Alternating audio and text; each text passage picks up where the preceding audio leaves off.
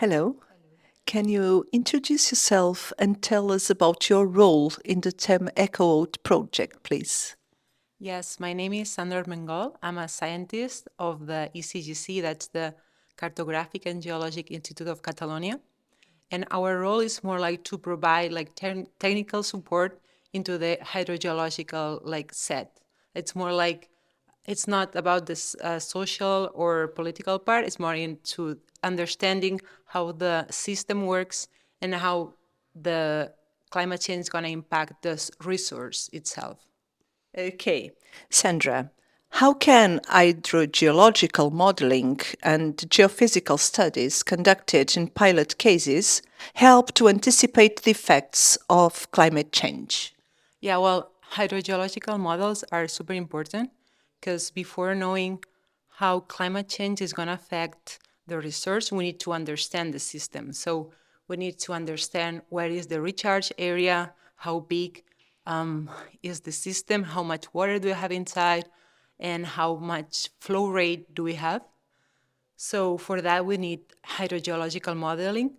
Of course, the depth and the complexity of the models will depend on the amount of data that we can gather, depending on the pilot site. But this is almost it. The thing is that, as I've seen or we've seen these days, most of the sites, the research comes from a really long flow path, which means that since the water is recharged till the discharge area, it takes about tens to thousands of years. So maybe the research won't be affected itself in 50 years, but other things like the influence between shallow waters and the deep resource could change. If we increase the demand in the shallow water, this could deplete the shallow levels and affect the resource in terms of quality and in terms of quantity. So in order to understand the connection between the upper, shallower aquifer and the resource itself, the thermal resource, we need geochemical modeling.